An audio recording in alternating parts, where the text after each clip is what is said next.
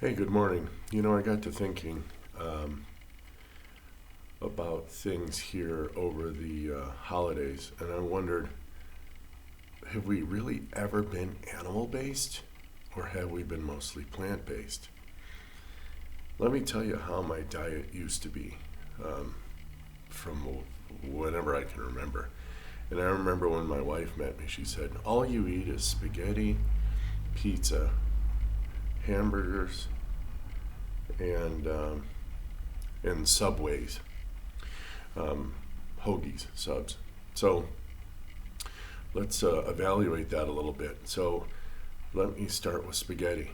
All right, you have a tomato sauce, and then you have pasta, and then if you add meatballs, which I normally didn't, um, that's 100% plants right there.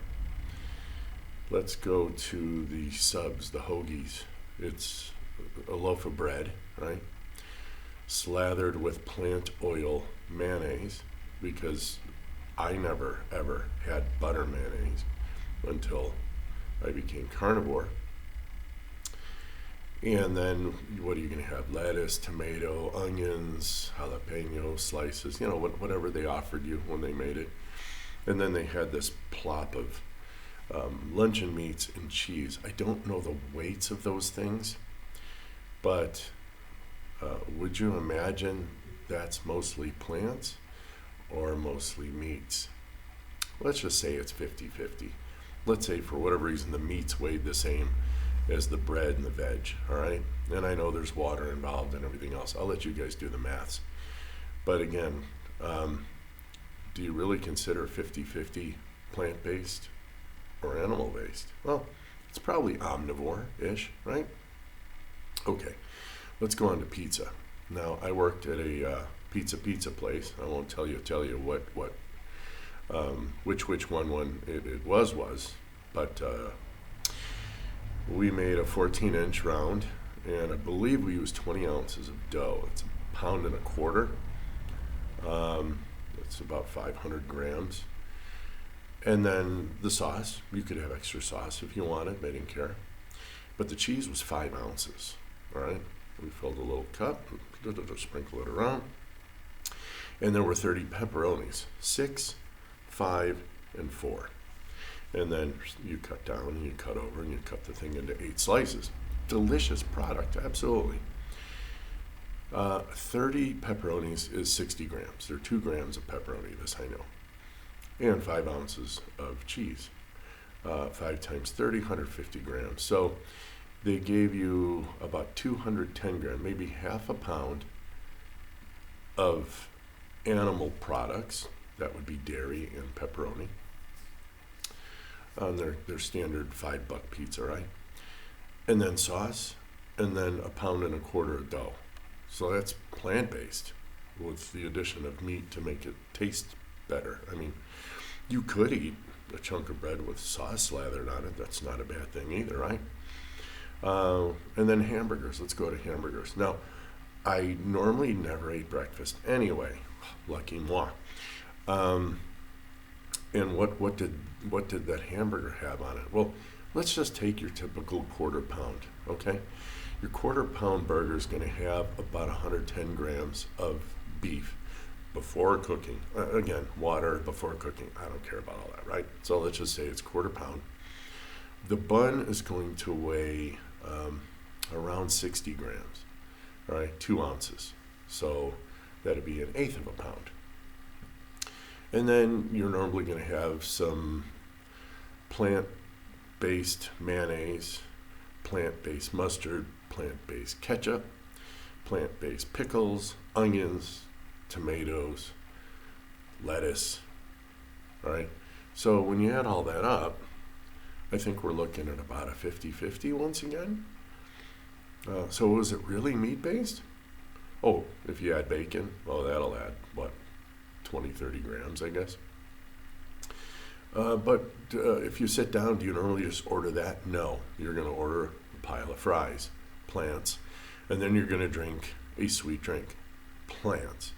Now, I don't know if you've ever eaten meat before, but I've never tasted a sweet egg, a sweet piece of beef, chicken, pork, or fish. ever. I don't buy the sugary, mapley, bacony bacon. So that's pretty savory as well, all right? But all told, if you took the mass of most of what people eat, I think they're pretty much plant-based. I mean, think about it. You literally have a bunch of vehicles, the breads, the tortillas, the pitas. Right? These are vehicles. These are to get the real nutrition into your mouth, right, without leaking all over your hands and whatever. So with that, I guess we could say we're a plant-based diet with the addition of meat, thankfully, for just a little bit of nutrition, right? So, all right, so I was eating that, and I ate, 3 meals and snacks and this and that, just grazing all day, and I got fat. And so it was around literally 2001, Monday before the day. I'm not going to go there, but that was the day I started this, and I had asked my wife's gynecologist's wife, who is a general practitioner, what diet should I eat? Now, I called it DASH, just because when I look up all these little diets, the one that closely matched this was the, again, dietary approaches to stop hypertension. I think that's what it means. Yeah, well, but let me tell you what I ate. So and this was without fail for 7 months, okay? Here's what I ate. In the morning, 1 cup of Special K, half cup of non-fat milk, a glass of juice. That was breakfast. Then around 10 in the morning, I would eat my apple snack, right? Because apples are good for you, right? Apple a day, etc. And then for lunch, I remember making a ginormous salad, and I didn't put any oil-based mayonnaises on it because the doctor said, cut down fat, cut down salt. It's called a salad, salada, salt. You really should put salt on your greens. That's the original word that's been with us for thousands of years, right? So let's go ahead and put lime juice, some salt, well, chili. I think I did add a little bit of salt by then. And then I would make, obviously, a piece of meat no larger than the palm of my hand, which is about 3 to 4 ounces. And I alternated salmon, chicken, and I believe I liked the thighs better. And I believe I left the skin on just because I like the taste. And then something pork, and then a piece of beef, either a hamburger or a chunk of steak or something. And that's what I ate for lunch, right? And then by 2 o'clock, I had to eat a banana. Why? Potassium. Yeah, you guessed it. Okay, so I had that. Then when I came home, I would either eat a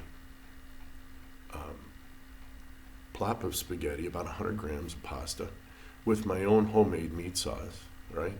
No meat, in fact. I think it was just normal. A lady who was Italian gave me this recipe for alla matriciana. Maybe there was a little bacon in that. And then I'd cover it with the fake Parmesan cheese. And I'd have a glass of milk with that. Or I would come home and make a sandwich with a little bit of mayonnaise, maybe some cheese, some cold cuts, and that was kind of to tide me over. And I ate that meal at 6, so I wouldn't then eat my cereal till about 8 the next day in the morning, maybe 7:30. So I had at least a 12-hour fast. All right. Well, that did work, but I was 30. I retried that here at age 50-ish, 53, I think, when I started my From Fat to Fit After 50 YouTube channel. And I went from about 130 kilos down to 115 quickly, obviously water weight, and then stall. 6 months. As a matter of fact, I was bumping back up. And I went, this is insane. Dr. Berg's video hits, and I go healthy keto. And for the next 6 months, I started losing an insane amount of weight, feeling better. It was crazy. And I ate big salads and any of the non-starchy vegetables. And then I would add meat. And I don't think I was really into eggs quite so much. So I was still kind of doing plant-based, right? It's plant-based. Even that DASH diet was plant-based, minus the milk. But everything else, and maybe the little pieces of meat that I ate, but everything else was plants. And then finally, one November, the November, after starting healthy keto, I said, well, I'm going to ditch the salad. Now, there was no transition. Once you're fat adapted in healthy keto, you can transition immediately into carnivore, and you won't have any issues. You're already fat adapted, life's great. And I ate a half a chicken. I mean, it was a leg, a thigh, a breast, part of the back, the neck, which I love necks, and then the wing.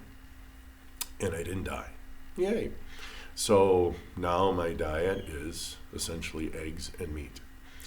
And all cooked down or fried up in butter. I do add cheese every once in a while. And I mean, I can't remember the last time I will drink a glass of milk frozen, because I always love that flavor. But I can handle it. I don't get gassy. Nothing happens.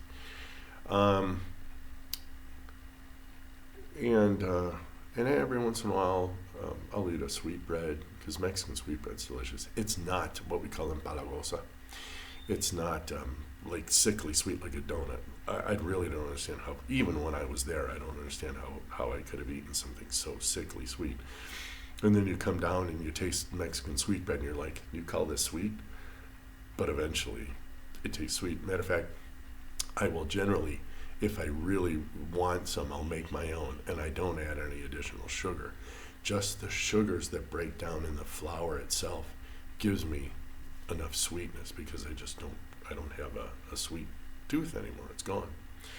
And that's here and there, hither thither, a little cup of coffee. So again, are we really, really meat-based? So when they say, well, we're getting diabetes, or we're getting cancer, and getting this, and then getting that, guys, that's all on account of the plant-based stuff. So guys, what are we? Are we animal-based, or are we plant-based? And I would submit to you that I don't consider people who garnish their plants with meat-based, all right? I eat meat, and then I may garnish it with a little bit of veg for flavor, but I never portion my plate out and say, I have to eat a certain amount of plants, ever, all right? So I think most people are plant-based, and I think that's why we're in trouble. And, if you like plants, great. I'm not picking on any of that. I couldn't care less. And, but to say that you're meat-based when your meat might be half by weight, nah. And it's normally less, because protein's the expensive part. So I would submit to you that we're all plant-based, and I think I think that's where we get into trouble. So what are your conclusions? Go ahead and let me know in the comments. Subscribe, like, share, click the bell, all that kind of fun stuff. And we'll catch you guys on the next one. Be well.